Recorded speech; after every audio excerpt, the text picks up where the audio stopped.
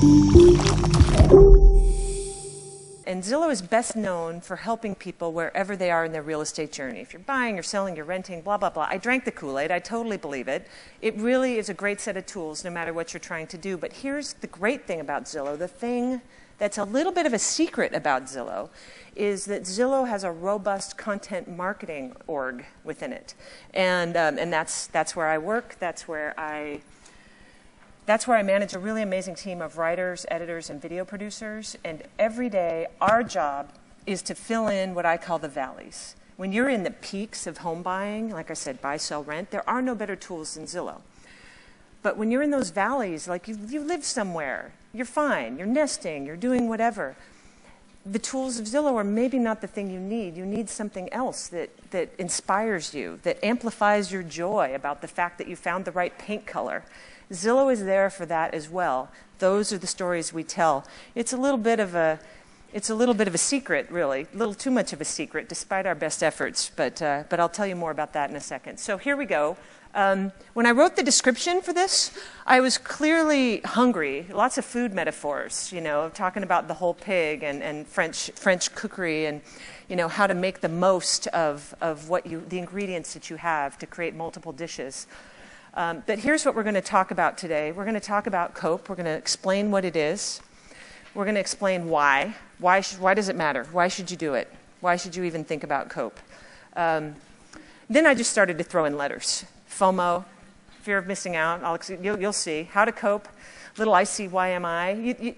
I thought everybody knew what ICYMI means. At least if you're, I'm in my 40s. So I know what it means. But I actually had some millennials come up and say, "What's the?" You'll see. And then a little Q&A. So there's your alphabet soup for today. What is COPE?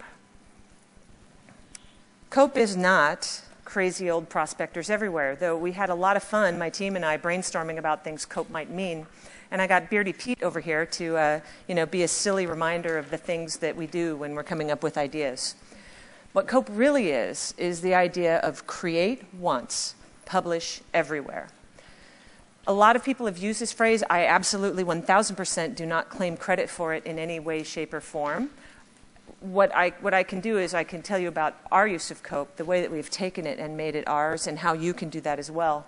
NPR came up with COPE, which is why you see the radio mic there. And NPR came up with COPE.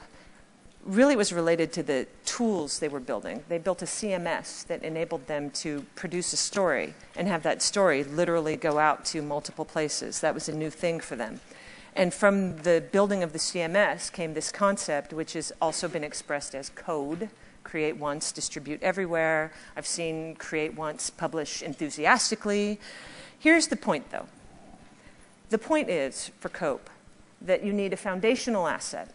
And that foundational asset can be different things.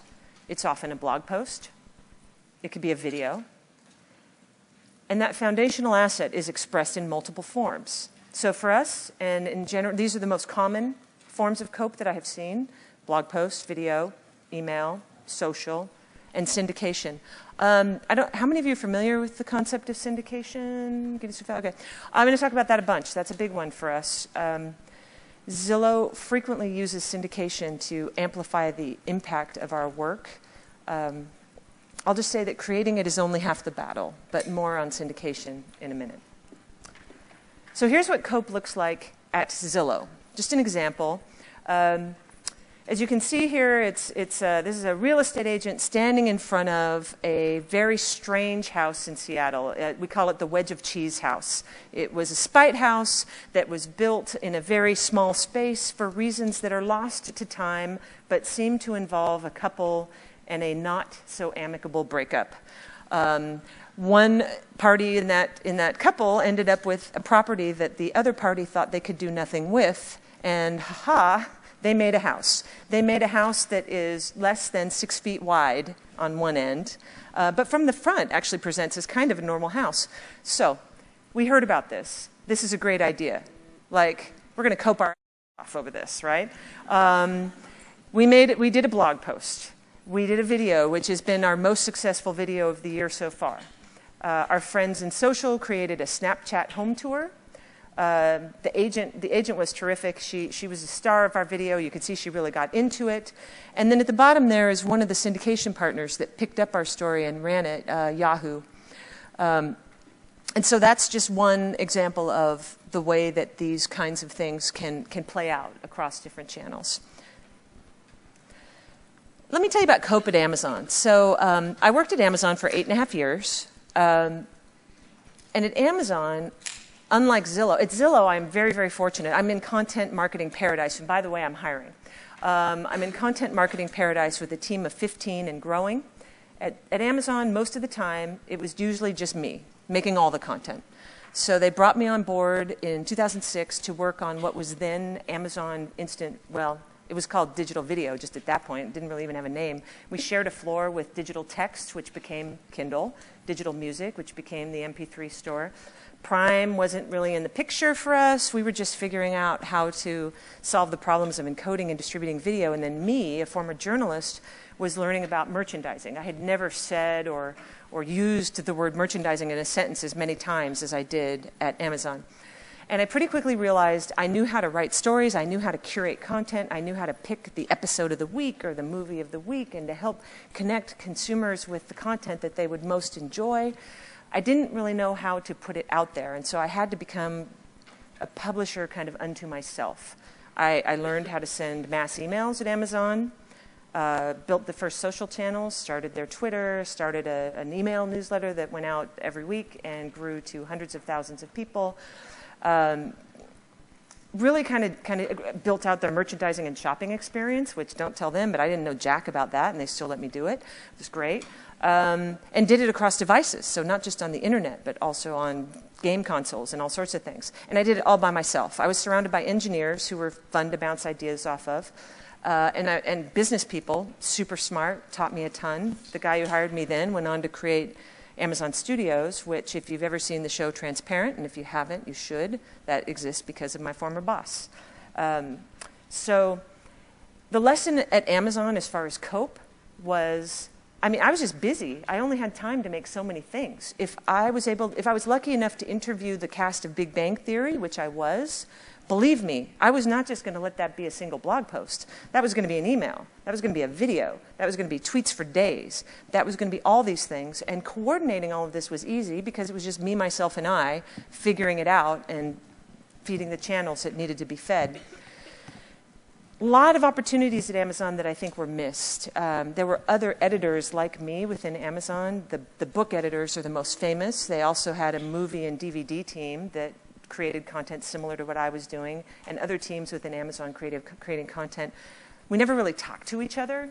It was a real failure in terms of kind of a rising tide opportunity that we could have had. Towards the end of my time at Amazon, when I was working at Amazon Studios, I was able to take some of the work that I did and that I produced and put it on the books blog, take advantage of some of the power that they had and use it for the greater good of all of Amazon. So Cope happened, but I would say at Amazon they were much more focused on building great products, not that there's anything wrong with that, and then letting the storytelling and the storytellers fend for themselves, which I think everybody in this room knows we're pretty good at that, right? Cope at newspapers. Wow, that's depressing. Cope at newspapers didn't really happen. I worked at newspapers in the 90s and into the 2000s, and I would argue that a part of why newspapers are in the position they're in now is because they weren't thinking about Cope. When I worked at newspapers, we wrote for the print edition. Online edition came as my career was getting rolling, and really the online edition was just thought of as a place to put our very, very important print stuff and see how many people would love it around the world. 100% not the right way to be thinking about Cope, 100% not the right way to be thinking about content. Now, newspapers, media, are recipients of coping efforts of people like me who work for brands and can offer them content in areas that they can no longer afford to staff. So I feel terrible that places like MSN no longer have reporters on staff covering real estate. That sucks. MSN used to employ a lot of friends of mine. But I'm able to employ some of those journalists, create that content, send it back to MSN. So at the very least, what What I hope to do, what I aspire to do, is to create journalistic content that lives up to the standards of what I learned in newspapers and does it in a way that works for a brand, but most importantly, works for consumers, customers, readers, people, right? That's what it's all about. All right. Why Cope? You should already be sold, right? Are you feeling it? Okay, but I'll tell you some more. Awesome ideas deserve an audience. A big part of my job is optimizing for awesomeness. At Amazon, there were a lot of people optimizing for other things, people writing algorithms, people creating extraordinary ways to personalize the content that you see on your pages. At Zillow, same sort of thing. There are people doing all of that. But usually, when we're in a room together, I'm the one who's optimizing for awesomeness. Like, what about this is a great story? What about this is more than just facts and is a differentiation point for us? And what we found, by the way, this sort of optimizing for awesomeness can increase views 10x, 100x, and here's an example. So, tiny homes are huge, okay? Everybody loves tiny homes. We cannot create enough content around tiny homes, and for us, a year ago, what remains one of the biggest stories we've ever produced was about an adorable little millennial couple on this island in the Puget Sound. He's an artisanal salt miner, really. She does things with flowers. They're super sweet, they're awesome, they're great, and they live in that tiny little home, right? So we went out, we wrote a blog post about them and their adorable life. We did a video about them and their adorable life. Through the power of syndication, through the power of this great story, we were able to increase the views and engagement with this content exponentially over the course of less than 2 weeks. So, you can see the happy chart, there's spikes, that's all the sort of... Put it all together and it's up and to the right. The way this chart is done, it kind of shows the spikes kind of individually, and you can see which ones provided the biggest boost. The point of this really, though, is just to show that a single story can continue to have impact across multiple partners. It doesn't hurt you to put your content out there. Put your content out there to the world. Put your content out there to anyone who will take it. It doesn't hurt you. Go where the people are, okay? This was still one of our most viewed blog posts of the year, even though people could read it on MSN and Forbes and elsewhere. This was still one of our most viewed videos of the year, and in fact remains one of our most viewed videos month in, month out, a year later. All right, Cope.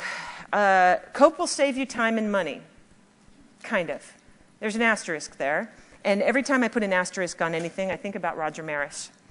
And Roger Maris, home run hitter, maybe you guys know, he's the one who set the record. He broke Babe Ruth's home run record. He hit 61 home runs in a single season.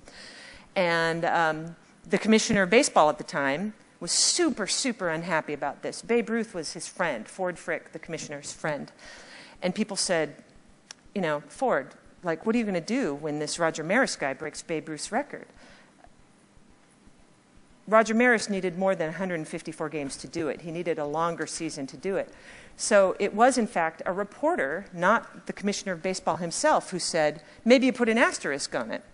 The asterisk never happened, but it became this story that lives on, lives forever, shows up in slides like mine. They make movies about it. It really doesn't have much to do with Cope, except just to say that storytelling matters. Storytelling, when you have a great idea, double down on it. Tell that story every way you can. That movie had made profit, right? And that was decades after Roger Maris's whole thing happened. Great stories can live, I'll say forever. Who knows? None of us will be here in forever. Can't prove me wrong. So I'll say, great stories live forever. So far, our track record's pretty good. I mean, the great stories live for thousands of years, and I think that they were probably painting tiny homes on the walls of caves back in the day. So, all right, but here's how Cope can save you time and money. Cope can save you time and money because it can take your great idea, and by expressing it differently in different channels, you get exponentially more views, whatever your KPI is that you're after, and you can do it with something you've already built as opposed to starting at zero. So this example here, the man on a mission story is the story of Levi Rogers. Levi Rogers is a veteran who was blown up in Afghanistan. He nearly died. The man who saved his life, who pulled him out of the smoking vehicle that had been blown up by the IED, was lost. They were both lost when they got out of the military. Levi found his way through real estate. which is why we're interested. If he'd found his way through something else, it would be on, I guess, one of you to tell his story, right, for your brand. But Levi found his way through real estate. And the first thing he did was employ the man who saved his life, the man who didn't have a job in the civilian world, who's now his logistics director at their real estate company in San Antonio. Levi is a man on a mission to help people find their homes and to help veterans and others find their way of living in the civilian world. Of course, we had to do a video about this guy and a blog post and a case study. He's killing it financially, but more importantly, he's killing it here. He's killing it, with heart. It was the most viewed video on our Premier Agent Real Estate channel. And then the second video on the right where it says he hires and serves mostly veterans. I think you guys are probably familiar with the way Facebook does a video is they're optimized for no sound, right? You don't hear music, you see words on the screen that kind of explain what's happening. So the YouTube video is full drama, like there's the drum beats and the patriotism and all that stuff. The music is a big part of it. He talks, you hear it. We took the foundational asset and made another video about that video, a shorter version. And that got us an incremental 160,000 views. The full video itself, in addition to the 50,000 views it got on YouTube, got another 100,000 on Facebook. But we thought, why stop there? Since it's done so well on YouTube and on Facebook, for just a little bit more effort, we can get incrementally more views. And in fact, this particular video kind of blew the other ones out of the water. But it wouldn't have happened without the other ones. Foundational asset.